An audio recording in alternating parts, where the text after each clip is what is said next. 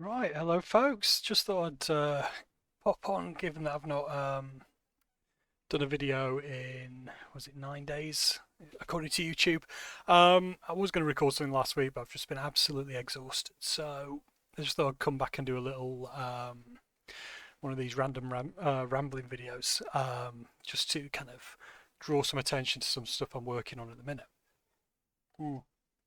So, in terms of the channel, I'm getting ever closer to 50 subscribers. So, thank you so much to everyone who's following along so far. It's very much appreciated. And like I said last time, I'm getting some really nice and really interesting feedback and comments as well. So this video is going to look at some bits and pieces. M. Watney in the chat has been drawing my attention to um, things like second line territorial army units and their combat effectiveness, and also the numbers of troops as well. So for those of you who follow me on Patreon, or one of my patrons, you'll know that in the background on there I give an insight into like my ongoing research into the defence of East Yorkshire. And one of the things I'm doing at the minute is trawling through the 66 Infantry Division's War Diary. So they were one of the first units deployed to East Yorkshire to defend the county. So using War Diary W0166-759, which is their War Diary, I've been going through this and mainly focusing on the day-to-day activities that were associated with the war diary, and plotting these into GIS, which is known as temporal data or something like that. So what I'm doing is building up a real-time picture of what was going on with the division based on their war diary entries. And something I was going to look into later on, because I haven't started to look at this in any way, shape, or form in the future, was seeing if it's possible to assess effectiveness and troop numbers and allocation of weapons, for example. So troop numbers and weapon allocation is quite straightforward to do, because in the majority of war diaries you'll find some kind of summary of the number of weapons or the number of troops. This is by no means consistent across all war diaries, but generally that's quite easy to track, and what I could do is put that into a spreadsheet and compare numbers over time, compare it to the manuals for the Second World War to show what was meant to be allotted to a division or battalion or whatever, and see how that compares over time. But assessing combat effectiveness is extremely difficult, because there's no, from what I've seen so far, there's no like entry in the war diaries, or there's no like indicate the people writing the war diaries aren't saying my division's crap. They're all useless. There's no they don't write like that. There's no like crapometer or anything where they say, oh, my unit's a 5 on the crapometer. So it's not an easy thing to assess. And one of the things I want to do in the future is see if there's a way of assessing this in some kind of empirical way, because it's not as straightforward as just saying all the units were rubbish, for example. I need to be able to assess this, and this is something that I'm going to try and do now when I'm looking at these war diaries. So like I say, it was on my radar in terms of number of troops in the division and looking at issues of weapon supply, for example. And that's something I've started to get my head around in terms of my research into the units of Norfolk. But in terms of East Yorkshire and my other ongoing research, is trying to work out combat effectiveness isn't necessarily quite as easy. But I'm going to just show some things which have shown up in the 66 Infantry Division War Diary. So these were a Territorial Army unit. Apparently they were a second line Territorial Army unit, these were essentially carbon copies of a first line Territorial Army unit. And they were, just paraphrasing here, they were, because this is something I've not really looked into as well, is how units were formed and all that. It's just not been my focus at the minute. But they were meant to be like a companion unit, or I can't think of the word, a unit that complemented a first line Territorial Army unit, and then that second line unit would be used for drawing troops out of for the first line unit and all this stuff. So the 66th Division were one of these second line TA units, and what we see at the outbreak of war in the diary is in the war diary for these early days of the month. And you can see this one starts in August 1939, so pre-war. You've seen this having issues with sourcing TA troops. So these, Territorial Army troops are part-timers. They have occupations, and then often go to an annual camp or do the soldiering on a weekend, for example. And we're seeing these issues, some issues which I found popping up here, which are what I thought I'd highlight today. So, as I said, there's no kind of easy way of assessing this, but a couple of things have stood out in the war diary. So this is, sorry, I don't want to show the whole thing because there's sensitive stuff in here. So September 1939, so the outbreak of war. And you've got this little section here which outlines the main problems that the division is having so far with the commanding officer.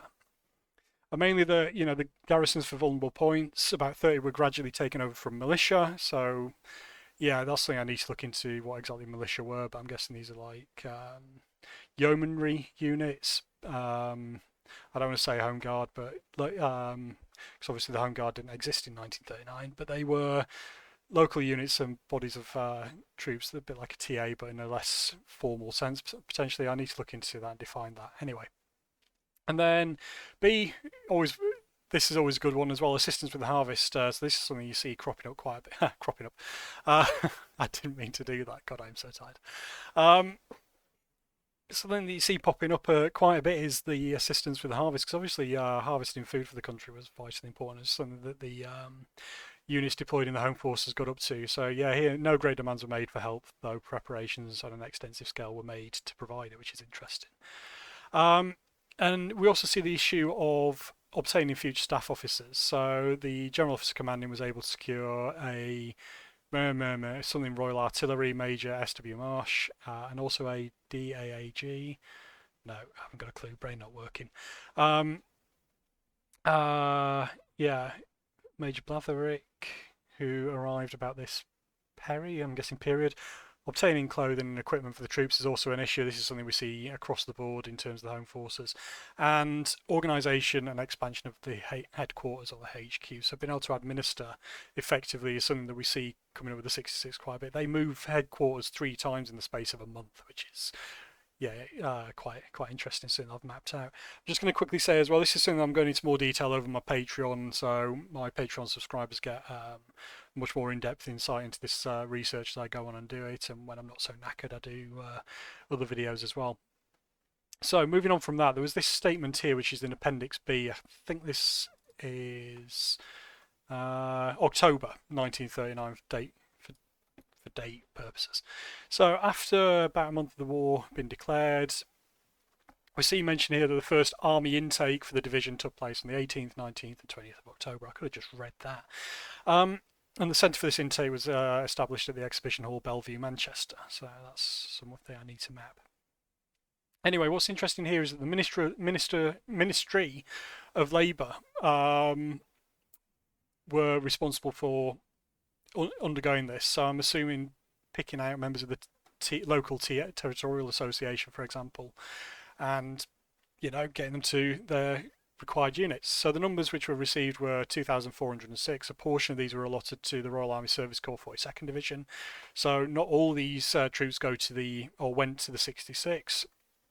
And of this, they received 1,528, making a shortage of 878. So that means they currently still need 878 men for the division, which is interesting. And then it says here, this shortage was due to the Ministry of Labour not being able to allocate the required number through the men being in reserved occupations, which is interesting here. So they're having an issue with sourcing soldiers for the TA because a lot of them are in reserved occupations, which is really, really interesting. So I've not seen mentioned before. That's another issue which is kind of impacting the number of troops available to these divisions. On the whole, type of physical fitness of this intake was good, so that's an interesting thing because we see that pop up in a bit.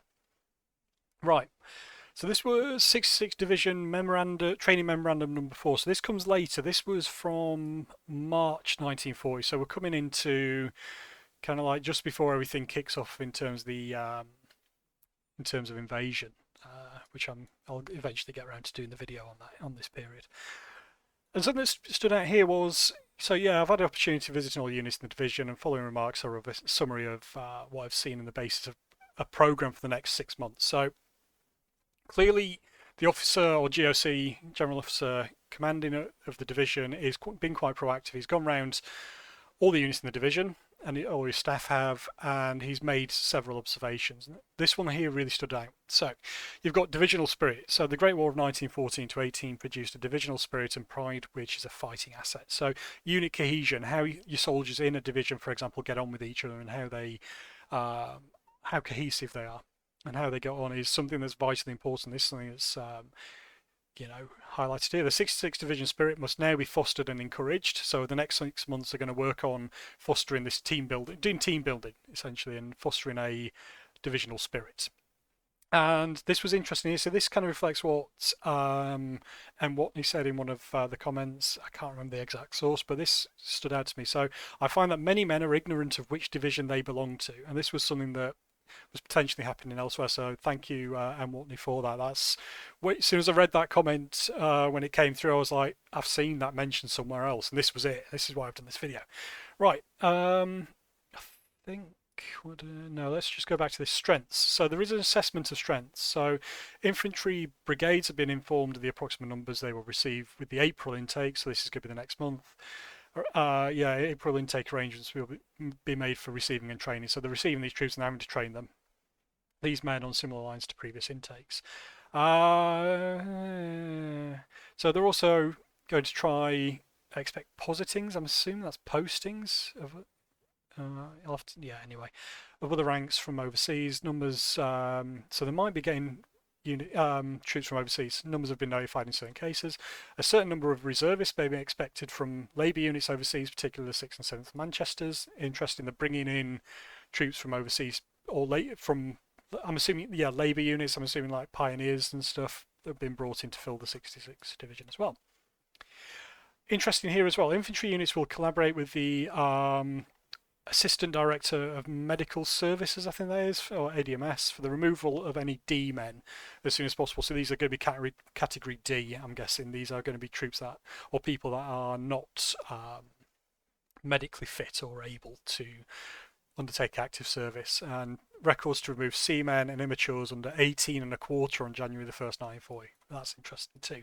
So not only are they trying to fill the ranks, they're also trying to weed out people that aren't going to be able to stick it, let's say, and people that aren't fit enough, and also people that are too young, which is interesting. The programme of intakes is subject to alteration, but infantry battalions may anticipate an increase to war establishment by direct intake in June. So they're but not to include first reinforcement. War establishment may, by then, include an additional 3 men per section. So they're projecting here that by June, the infantry battalions that make up this division they're going to be at war establishment. And I can't remember the numbers off the top of my head, but that's interesting to know. And then outlines a training scheme.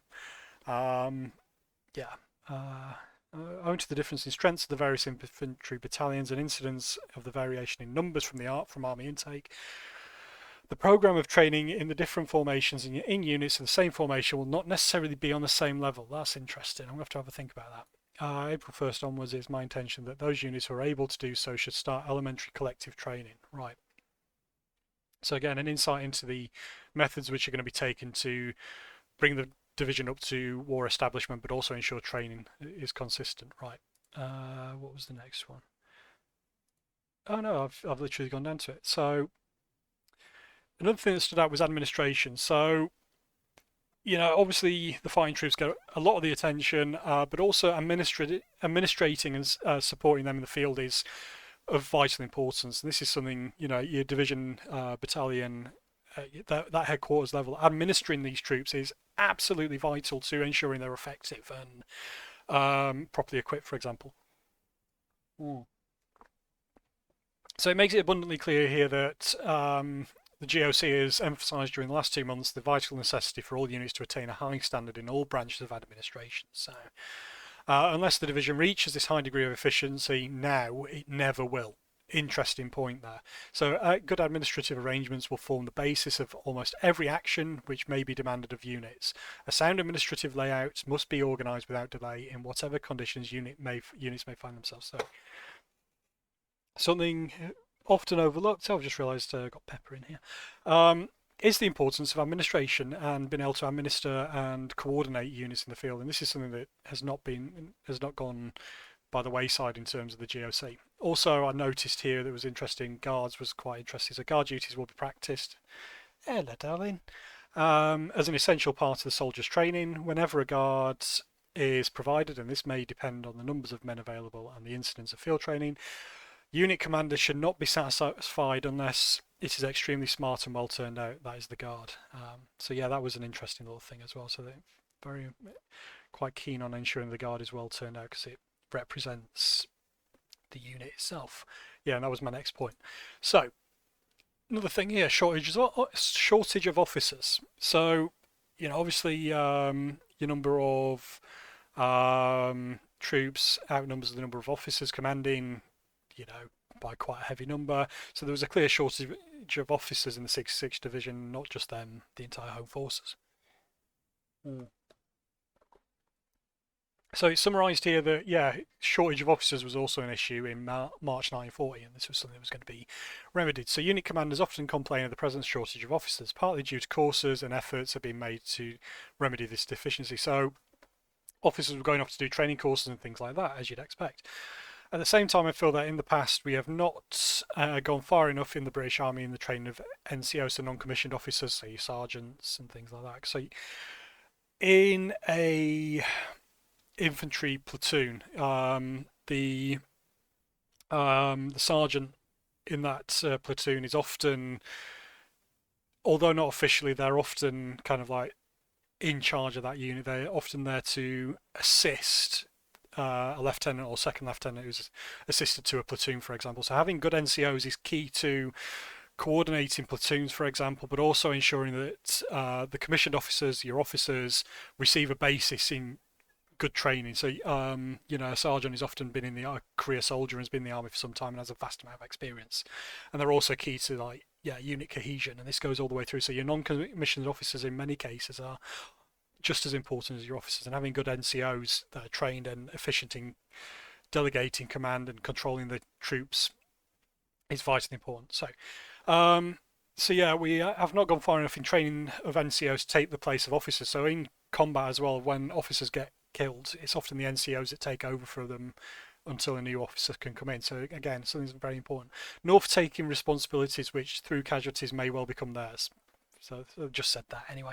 The present situation therefore forces opportunities for this type of training upon us, and I wish every advantage to be taken of it. So that's a really, really kind of proactive, is using the situation that they're in with a lack of officers to provide NCOs with the effective training they need to make the unit combat effective. So that was something that stood out to me as well. What we got next, and then finally, this was interesting as well. So in my previous video where I highlighted the orders that were issued, so consistency of the format of these orders was vitally important too, and this is highlighted here. So in section 8,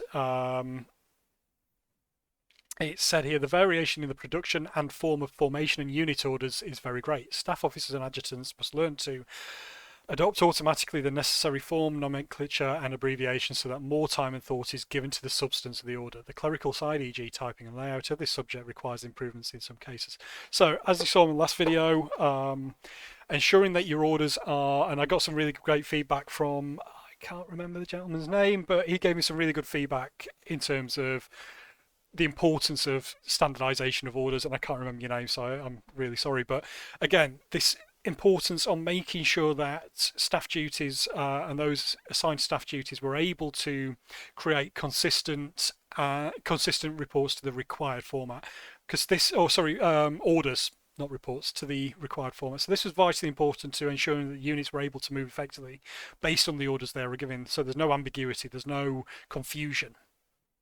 And that really stood out to me. So yeah, that I just wanted to, like I say, highlight some of the things I'm looking at, and I will be keeping tabs on. I've just got to work out a way of bringing all this together and seeing if I can use this to assess the combat effectiveness of these units. And this is just one, I've got 1, 2, 3, 4, 5 division war diaries apart from that one to go through. Oh, that's division's chief royal engineer. I've got all these brigade war diaries for each division to go through and try and do this. So it's going to be a big job. And then all the battalion war diaries, for example. And all that. So that hopefully gives you an idea of, like some of the ways in which the information in regards to combat effectiveness is represented in these war diaries as a primary source, and show that it's not something that's relatively easy to assess. So I'm just going to kind of finish off just by plugging the Patreon. So you can find me under Remember the Regulars, Wartime Defence of East Yorkshire. I've currently got 4 total members, 2 of which are paying, and the money from that goes into helping me get war diaries, which I can further research. So the usual spiel of for the cost of a fancy coffee each month, you can get an insight into my research. So I post videos that look into the things I'm doing, show you some of the period documents that I'm looking at, and go through the ways I'm analysing these as well. Something I'll also be doing over the next month or so is I'm writing the full report for a pillbox in Dereham. So this is going to be an archaeological report which features archaeological assessment. I'll be going through the process of doing that as well, so showing you how I use LiDAR to assess dead ground, and how I do all the effective rangers work as well. So I'm going to start tying that into my Remember the Regulars Patreon. I'm also going to start including some bits and pieces of Norfolk as well eventually, but given that the Norfolk side of things, the Norfolk research was funded by a grant, I'm not going to do that just yet, because I've been paid to do that research, I've received money to do it, so the content is going to be provided free of charge on my website. But eventually I might include some of the Norfolk analysis stuff that I'm doing in terms of documentary analysis, but maybe not. I don't know. I haven't quite decided yet. I might just stick it on YouTube, like I say, because it's been funded by the Norfolk and Norwich Archaeological Society. Anyway, I'm going to go back to being very tired and just be and all that.